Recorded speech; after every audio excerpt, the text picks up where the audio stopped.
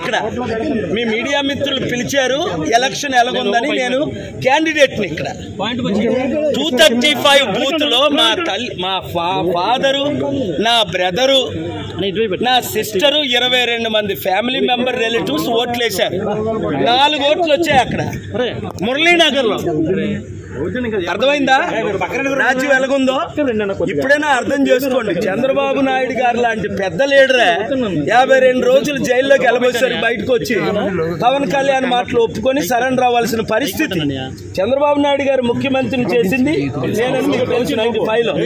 అప్పుడు ఎమ్మెల్యే మోదీ గారు, నితీష్ కుమార్ ఏంటి, నవీన్ పట్నాయక్ ఏంటి, ఒక కేజ్రీవాల్ సరెండర్ అవ్వకపోతే లోపల జైలుకి వెళ్ళాడు. ఇప్పుడు సీఎం రమేష్ కనకాపల్లో 50,000 మెజారిటీ అట, బీజేపీ 8లో 6 సీట్లు అట, జనసేన 21లో 19 సీట్లు అట. ఇంకెందుకు ఎలక్షన్? ఇప్పుడే నేను కలెక్టర్ గారితో సంతకం తీసుకొని వచ్చాను. ఆయన పెట్టనంటే గొడవ పెట్టుకొని మీరు ఎక్నాలజ్మెంట్ తీసుకోండి అని, ఇదిగోండి సంతకం. ఏమని డిమాండ్ చేశాను? కోర్టు ఆర్డర్ ఉంది 23-30ని. ఏమని?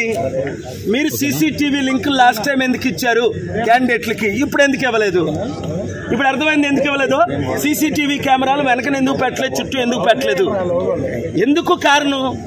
నాకు పడిన లక్షల ఓట్లు పోని యూత్ నిరుద్యోగులు 2 లక్షలు, క్రిస్టియన్స్ 2 లక్షలు, 3.5 లక్షల్లో బడుగు బలహీన వర్గాలు 2 లక్షలు ఏమయ్యాయి అంటే, పోనీ నా ఫాదరు, నా సిస్టరు, నా బ్రదర్లా, నా ఫ్యామిలీ మెంబర్స్ 235 బూత్లో వేసిన ఓట్లు. ఆ రోజు నన్ను పోలీస్ శ్రీకాంత్ 15 నిమిషాలు హెరాస్ చేసి ఆపారు సిఐ పోలీసు. ఇంత దరిద్రం ఎలక్షన్స్ ఇంకనవసరం. చైనా లాగే, రష్యా లాగే మోదీ గారు టోటల్ గా ఆయనే లైఫ్ లాంగ్ డిక్లేర్ చేసుకోవడం బెటర్. ప్రైమ్ మినిస్టర్గా, ప్రెసిడెంట్గా ఇంక ఎలక్షన్స్ అని పాటించని అవసరం లేదు.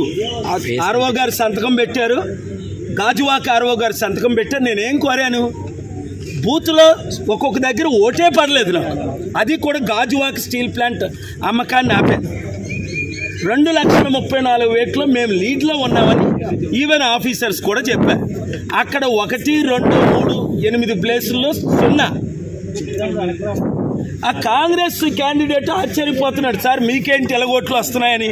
ఎందుకంటే మీరే లీడ్లో ఉన్నారు, మీకు భరత్కే ఫైట్, టీడీపీకి వైసీపీ పక్కన పెట్టియండి అని.